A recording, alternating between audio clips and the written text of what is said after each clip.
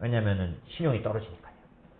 예, 지금 스프레드, 하이힐드 같은 등급이 낮은 채권들의 스프레드가 유지되는 이유는 유동성이 쉽게 떠나지 않을 거라고 연준이 약속하고 있기 때문이에요.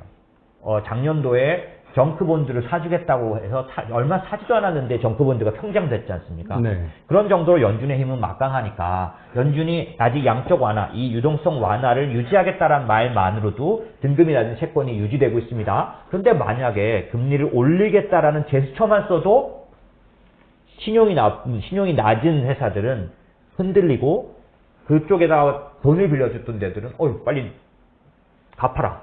이렇게 되면서 스프레드가 깊어지게 돼 있거든요.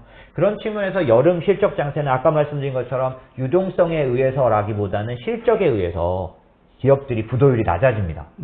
그렇기 때문에 여름 실적 장세에 유일하게 덜 걱정스럽게 중소형주를 투자할 수 있고 반대편 면이 있는데 이거 좀 중요합니다. 만약에 실적 장세가 되면 자기 자본이 작은, 자기 자본 비율이 낮은 회사가 이 실적을 서프라이즈를, 그러니까 몇 배의 매출을 냈을 때 자기 자본 이익률이 확 높은 회사가 자본 효율이 높게 탁 보이는 거죠.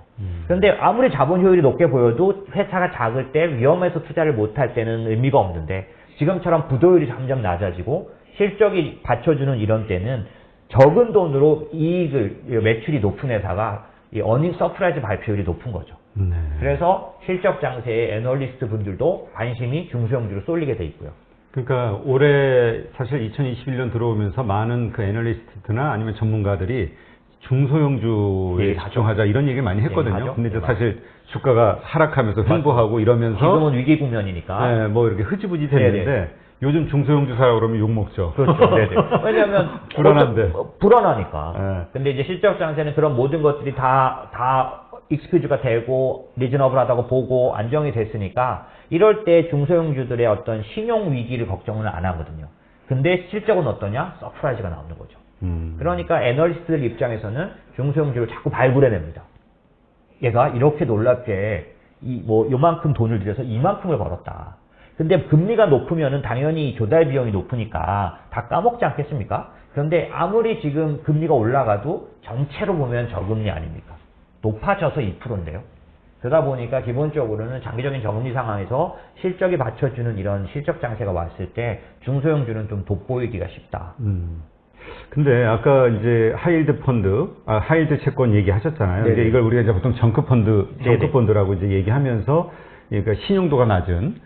근데 이렇게 시장 금리가 상승을 하게 되면 일단 그런 하이힐드 채권 금리도 상승하게 돼 있는 거잖아요. 가장 먼저 신용이 안 좋은 데니까. 네네 맞습니다. 근데 이제 아까 보여주신 자료로는 현재까지는 이 하이힐드 채권의 금리 상승 추이가 별로 그렇게 우려할 만하지 않다. 이 얘기신 거고. 네네.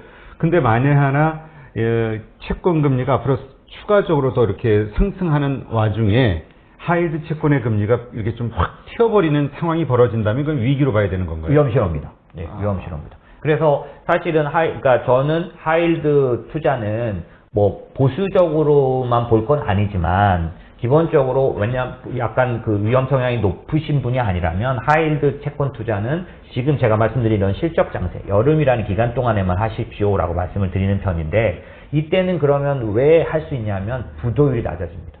그리고 아까 말씀하신 어떤 금리가 올라가는 건 등급이 낮은 채권에게 위협인 거 맞습니다.